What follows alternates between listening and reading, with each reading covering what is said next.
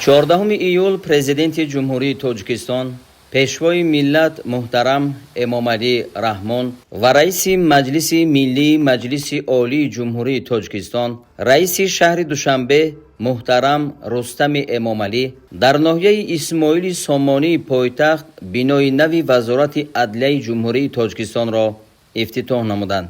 иншоот аз ду қисм иборат буда дар бинои якум ҳуҷраҳои кории роҳбарият, воҳидҳои сохторӣ, маркази қабули шаҳрвандон, толорҳои маҷлисӣ, машваратӣ, китобхона, ҳуҷраҳои хизматӣ, компютерӣ, видеоконференсия ва мисли инҳо ҷойгир карда шудааст. дар маҷмӯъ дар бинои нав инфраструктури зарурӣ барои фаъолияти самараноки кормандони мақомоти адлия муҳайё гардидааст.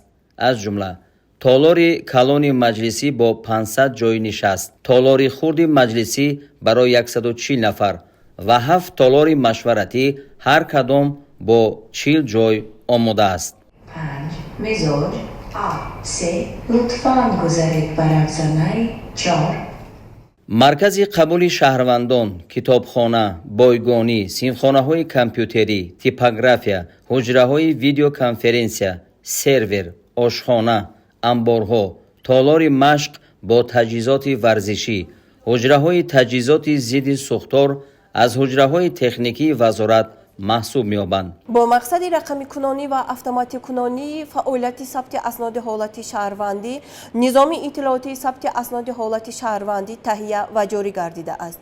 дар ин низом зиёда аз 250 кормандони сабти асноди ҳолати шаҳрвандӣ дар 68 шаҳру ноҳия амалӣ менамоянд.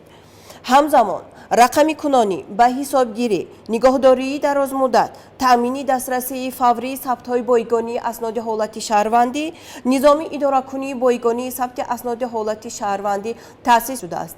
дар мақомоти сабти асноди ҳолати шаҳрвандӣ зиёда аз 35 миллион сабтҳо маҳфуз аст.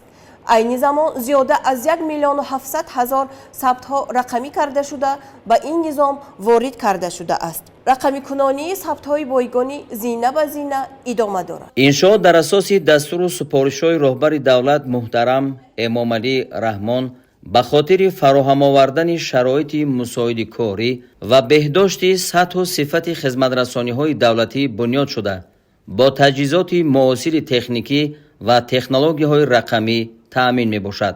тавассути ин таҷҳизот сабтҳои бойгонии мақомоти сабти асноди ҳолати шаҳрвандӣ зина ба зина рақамӣ кунонида шуда дар низоми идоракунии бойгонии сабти асноди ҳолати шаҳрвандӣ ворид карда мешавад.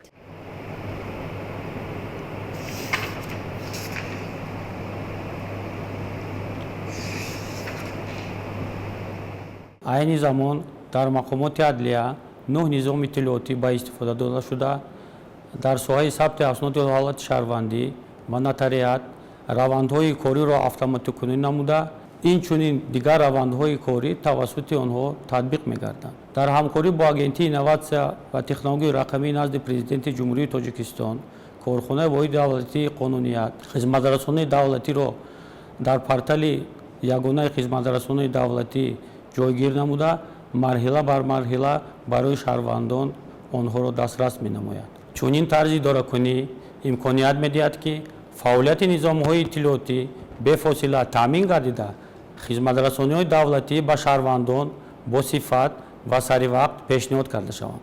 мавриди истифода қарор гирифтани бинои нави Вазорати Адлия қадами муҳим дар самти рушди инфрасохтори мақомоти адлия буда, барои татбиқи ислоҳоти соҳа, гузариш ба низоми муосири идоракунӣ ва рақамикунонии хизматрасониҳо мусоидат хоҳад намуд. шӯъбаи апосугузорӣ ба ҳуҷҷатҳои расмии мақомоти прокуратура, мақомоти суд, сабти асноди ҳолати шаҳрвандӣ, идораи нотариявӣ ки барои ба расмият даровардани ҳуҷҷатҳои шахси ваколатдор мусоидат мекунад. бино бо истифода аз масолеҳи босифат ва таҷҳизоти муосир сохта шуда ба талаботи замон ҷавобгӯ мебошад.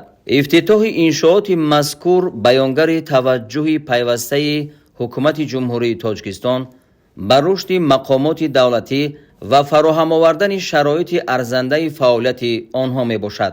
мо кормандони асноди ҳолати шаҳрвандии Вазорати Адлияи Ҷумҳурии Тоҷикистон барои истифода додани бинои нави замонавии маъмурии вазорати адлияи ҷумҳурии тоҷикистон ба президенти ҷумҳурии тоҷикистон муҳтарам эмомалӣ раҳмон изҳори сипоси беандоза менамоем. кӯшиш менамоем ба боварии президенти ҷумҳурии тоҷикистон муҳтарам эмомалӣ раҳмон сазовор бошем.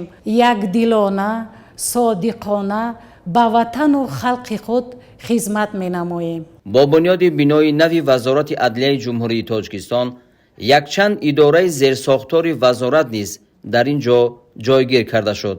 иншооти нави вазорати адлияи ҷумҳурии тоҷикистон дар доираи сиёсати созандагии роҳбарияти олии кишвар ба истиқболи ҷашни 35-солагии истиқлоли давлатии ҷумҳурии тоҷикистон бунёд гардидааст.